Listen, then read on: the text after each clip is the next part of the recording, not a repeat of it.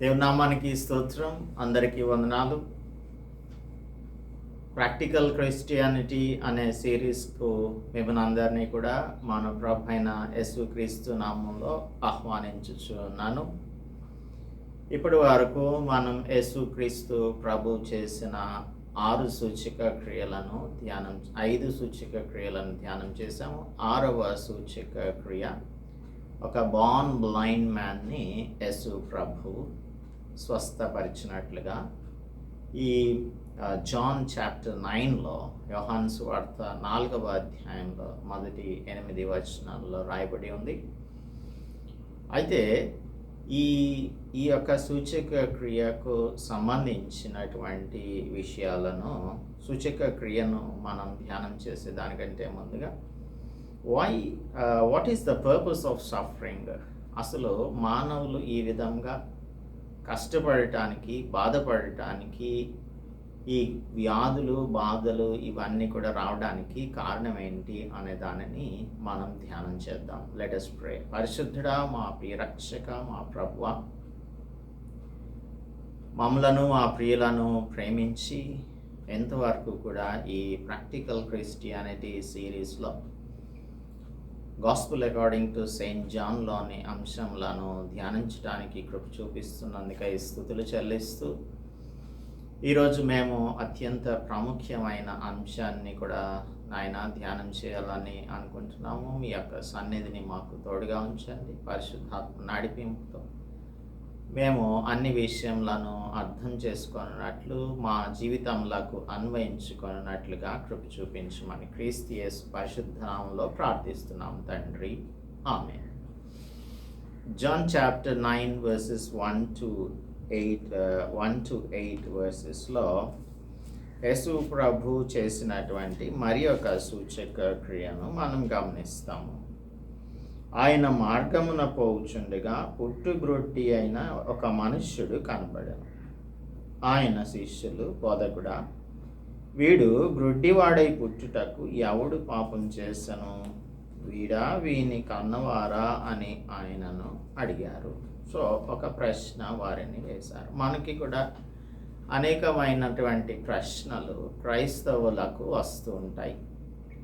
అసలు మనుషులు ఎందుకు పుట్టాలి? ఎందుకు చనిపోవాలి? మనుషులకు వ్యాధులు, బాధలు ఎందుకు వస్తూ ఉంటాయి? ప్రపంచంలో మనుషులందరూ కూడా గొప్పవారిగా జన్మిస్తేను, ఆరోగ్యవంతులుగా జీవిస్తేను చాలా బాగుంటుంది కదా. ఈ బాధలు, కష్టాలు ఎందుకు దేవుడు పెట్టాడు అనేది చాలామందికి అర్థం కానటువంటి విషయం. ఇంకా చాలాసార్లు దేవుని ప్రశ్నించేటువంటి వారిగా ఉంటారు. What is the connection between suffering and sin? ఇది చాలా ప్రాముఖ్యమైనటువంటి అంశం. We are all living in a fallen world. మనందరం కూడా పడిపోయిన లేదంటే తప్పిపోయిన ప్రపంచంలో జీవించచ్చు ఉన్నవారం. బాధలు, ఇబ్బందులు, క్లిష్టమైన సమస్యలు ఇవన్నీ కూడా మానవులందరికీ ఎదురవుతాయి. ప్రత్యేకించి క్రైస్తవులకు కూడా ఇవి ఎదురవుతూనే ఉంటాయి. భగవంతుని దృష్టిలో అందరూ సమానులైనప్పుడు పేదవారు, తర్వాత అంగవైకల్యం కలిగిన వారు, మానసిక వైకల్యం, మెంటలీ రిటార్డెడ్ పీపుల్, వీరందరినీ కూడా దేవుడు ఎందుకు సృజించాలి? మనకు కూడా చిన్నపిల్లలు చాలాసార్లు మెంటలీ రిటార్డెడ్ చిల్డ్రన్ని చూసినప్పుడు ఎందుకు వీరు ఇలాగా దేవుడు వీరిని సృష్టించాడు అని మనకు అనిపిస్తూ ఉంటుంది. ప్రతి సందర్భంలో కూడా మానవుల యొక్క బలహీనతలు ప్రస్ఫుటంగా కనిపిస్తూ ఉంటాయి. అనగా fallen nature of man is very clearly seen in the lives of human beings. దీనంతటికీ కారణం ఏంటంటే డిప్రావిటీ ఆఫ్ సిన్ అని దీనిని పిలవచ్చు. డిప్రావిటీ ఆఫ్ సిన్. డిప్రావిటీ అంటే moral corruption or morally degradedness, morally wicked, and all this is nothing but sin. దేవుడు ఆదాము హవ్వలను సృజించి వారిని ఏదెను వనంలో ఉండమని చెప్పారు. వారికి మంచి స్వభావంతోనే వారిని సృజించారు. 2వ అధ్యాయం ఆదికాండం 16వ వచనంలో, మరియు దేవుడైన యెహోవా, ఈ తోటలోనున్న ప్రతి వృక్ష ఫలములను నీవు నిరభ్యంతరంగా తినవచ్చును, అయితే మంచి చెడ్డల తెలివినిచ్చు వృక్ష ఫలములను తినకూడదు. నీవు వాటిని తిను దినమున నిశ్చయముగా చచ్చెదవు అని నరునికి ఆజ్ఞాపించెను అని రాయబడి ఉంది. నరునికి ఆజ్ఞాపించాడు, వీటిని గనక నీవు తిన్న దినమున నీవు నిశ్చయంగా చస్తావు అని ఆజ్ఞాపించాడు. చెప్పడం కాదు, ఆజ్ఞాపించాడు. ఆజ్ఞాపిస్తే 3వ అధ్యాయం 6వ వచనంలో ఏం జరిగింది? స్త్రీతో సేటన్ మాట్లాడినప్పుడు కన్విన్స్ అయిపోయింది, లేదంటే షీ వాజ్ డిసీవ్డ్. స్త్రీ ఆ వృక్షము నాకు, 6వ వచనం, ఆ వృక్షము ఆహారం నాకు మంచిదియు, కన్నులకు అందమైనదియు, వివేకమిచ్చు రమ్యమైనది అయి ఉండుట చూచినప్పుడు ఆమె దాని ఫలములలో కొన్ని తీసుకొని తిని తనతో పాటు తన భర్తకు కూడా ఇచ్చింది. అతడు కూడా తినెను. అప్పుడు వారిద్దరి కన్నులు తెరవబడెను. తాము దిగంబరులమని తెలుసుకొని అంజూరపు ఆకులు కుట్టి తమకు కచ్చడములను చేసుకొనిరి.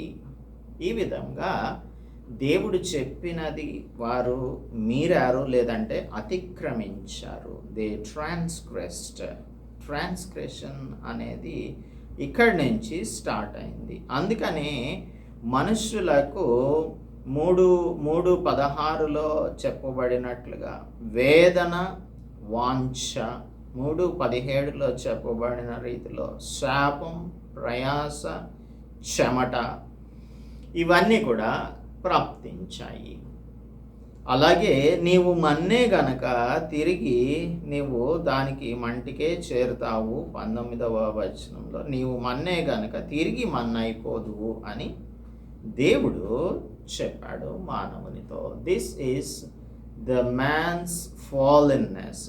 కాబట్టి మనమందరం కూడా ఇటువంటి పరిస్థితుల్లో, లేదు అంటే మేబీ ఫిజికల్గా మనం ఒకవేళ మంచిగా ఆరోగ్యకరంగా ఉండొచ్చేమో, కానీ ఆత్మీయంగా అందరము చచ్చిన వారం అయిపోయాం.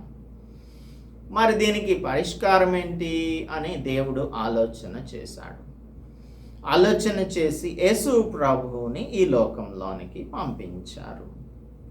రోమాపత్రిక 5వ అధ్యాయం 12వ వచనం చదివినట్లయితే 5:12లో,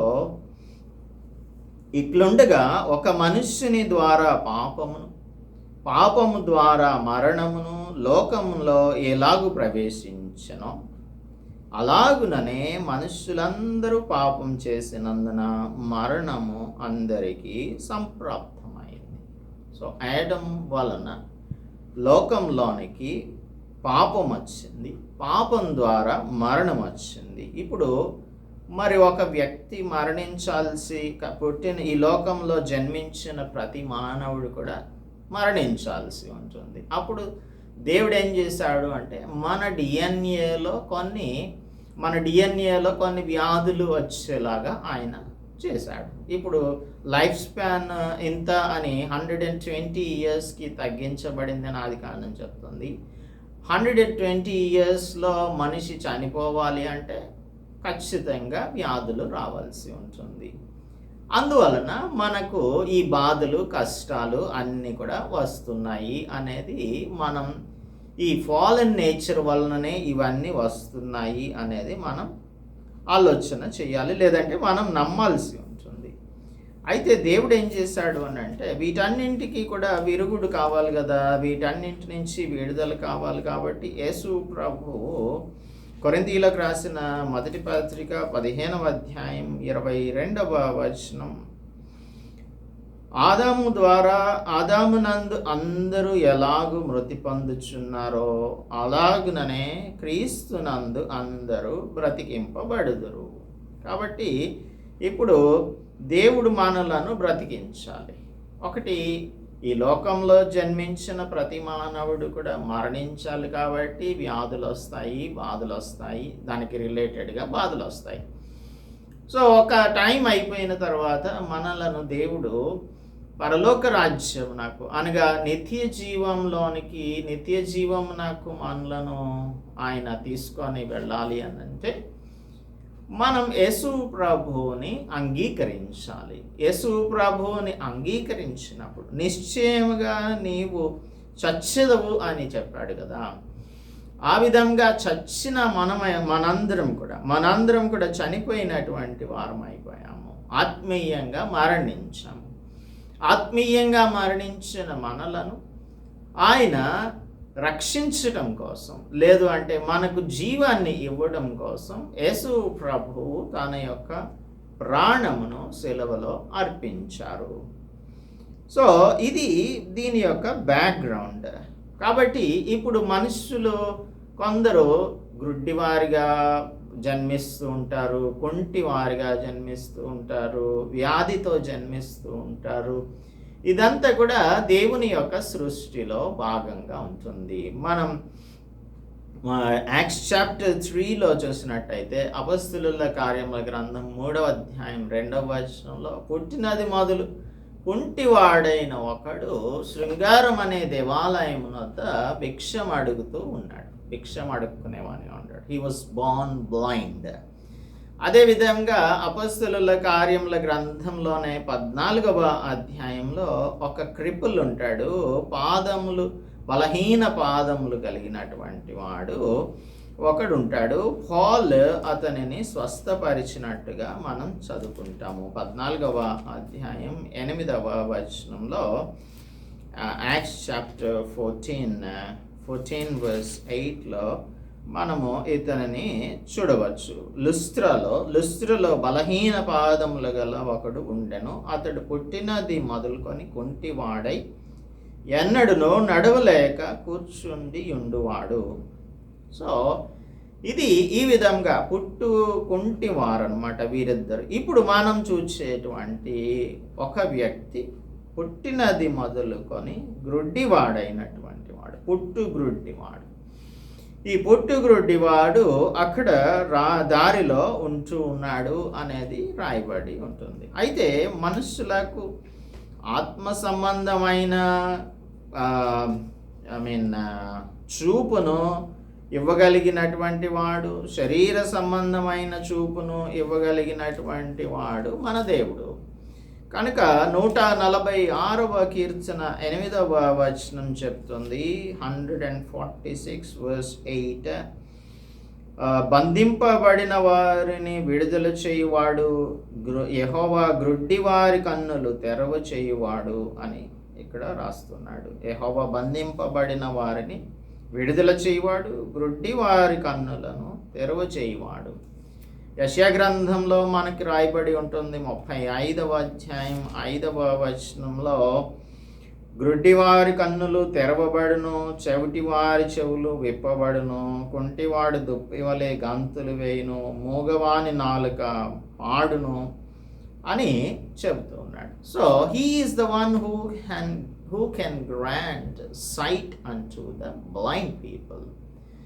సో ఆయన ఏదైనా కలగడానికి శక్తిమంతుడైన వాడు. ఇప్పుడు ఈ కాంటెక్స్ట్ పుట్టినది మొదలుకొని గ్రుడ్డివాడైన మనుష్యుడు అక్కడ ఉన్నాడు.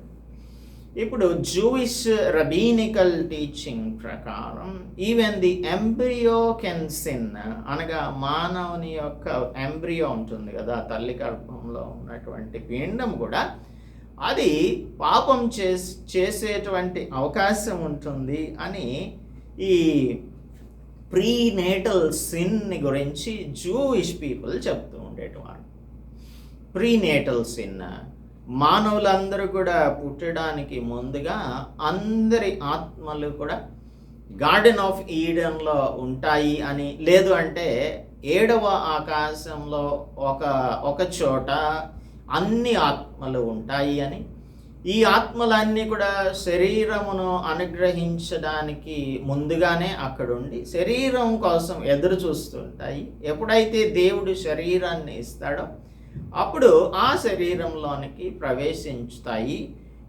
అయితే ముందుగా ఉన్నటువంటి ఆత్మలు ఆ 7వ ఆకాశంలో ఉన్నా కానీ, ఏదెను వనంలో ఉన్నా కానీ, అక్కడ ఉన్నటువంటి ఆత్మలన్నీ కూడా ఇప్పుడు ఆదాము హవ్వలకు ఎలాగో మంచి స్వభావం కలిగిన వారిగా దేవుడు సృజించాడో, అటువంటి మంచి స్వభావంతోనే ఉంటాయి ఆత్మలు. కానీ మనుష్యుని యొక్క శరీరంలోనికి ప్రవేశించిన తర్వాత వాటిలోనికి పాపం ప్రవేశిస్తుంది. ఎందుకంటే అడమిక్ నేచర్ అని చెప్తూ ఉంటారు. సో ఈ రబీనికల్ టీచింగ్స్ని వీరు తెలుసుకున్నటువంటి వారు కనుక శిష్యులు యేసు ప్రభువుని ప్రశ్నిస్తూ ఉన్నారు.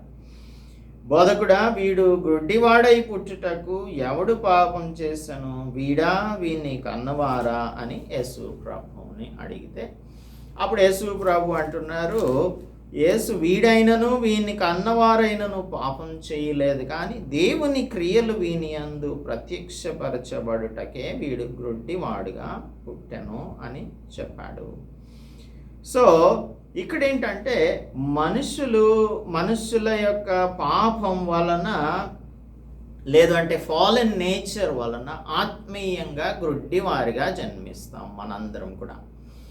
సో మన ఆత్మలను ఆయన రక్షించడానికి, లేదంటే ఆత్మీయంగా మనకు చూపునివ్వాలి అంటే పరిశుద్ధాత్మని యొక్క కార్యం జరగాలి.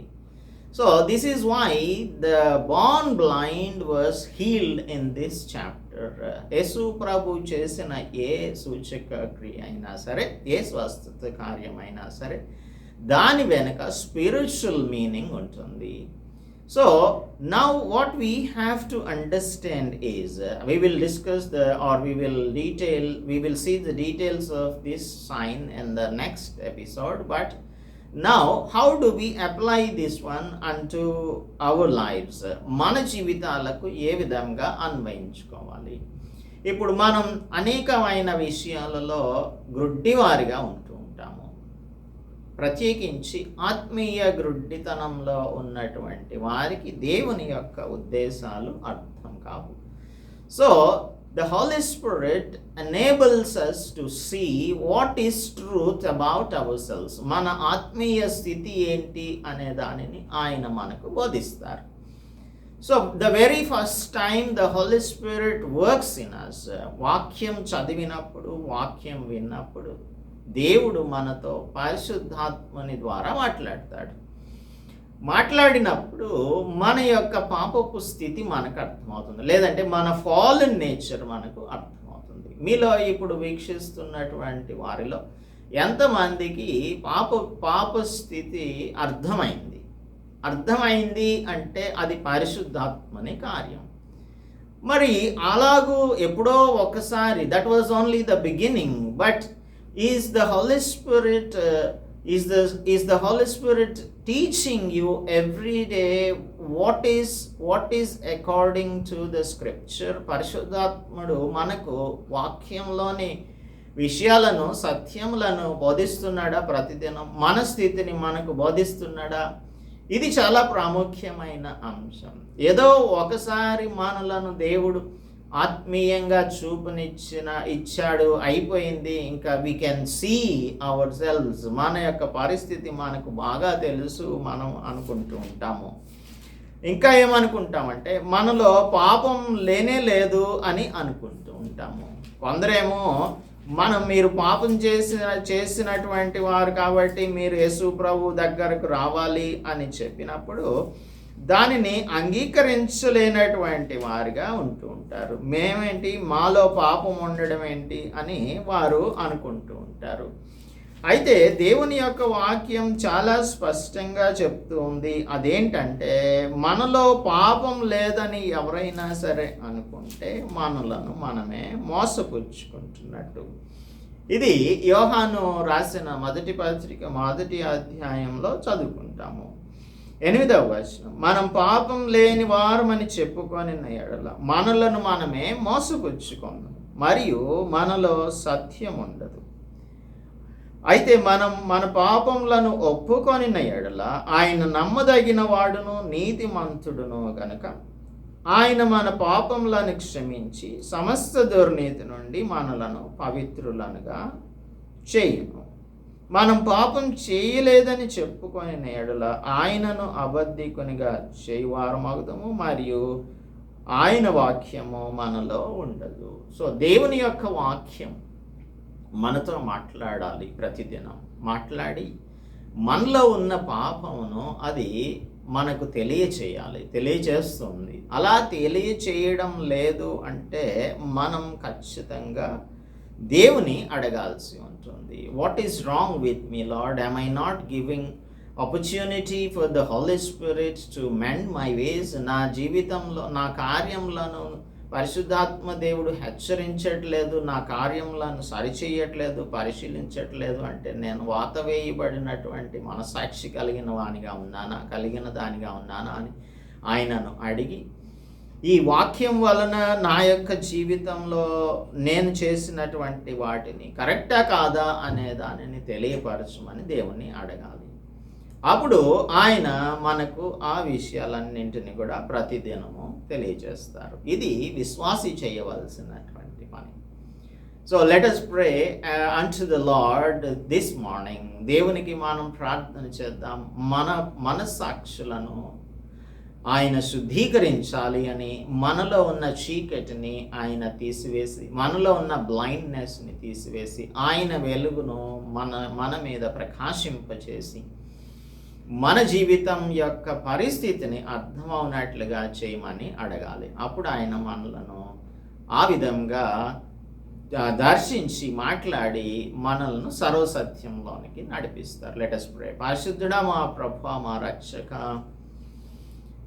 ఈ ప్రపంచంలో జన్మించిన ప్రతి మానవుడు కూడా ఆత్మీయంగా చచ్చినవాడు.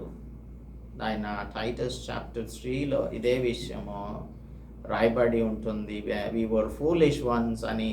గతంలో మేము మీ మాట వినేటువంటి వారంగా ఉండేటువంటి వారం కాదు. అయితే పరిశుద్ధాత్ముడు మాతో మాట్లాడినప్పుడు మేము మా యొక్క హృదయ స్థితిని తెలుసుకొని మీ ఎదుట ఒప్పుకొని విడిచిపెట్టాము. ప్రతిదినము కూడా ఈ శాంక్టిఫికేషన్ మా జీవితంలో జరుగునట్లు మా మనస్సాక్షులను మేము ప్రభువా మీ యొక్క రక్తంలో కడిగి శుద్ధీకరించి మీ మాట వినున్నట్లుగా సహాయం చేయమని క్రీస్తు యేసు పరిశుద్ధ నామంలో ప్రార్థిస్తున్నాం తండ్రి, ఆమేన్. దేవుని నామానికి స్తోత్రం. అందరికీ వందనాలు. మనం దేవుని యొక్క మాటల ద్వారా మన మనస్సాక్షులను పరిశీలన చేసుకుందాం. ఆయనకు నమ్మకస్తులుగా జీవిద్దాం. అందుకు దేవుడు మనకు సహాయం చేయను గాక.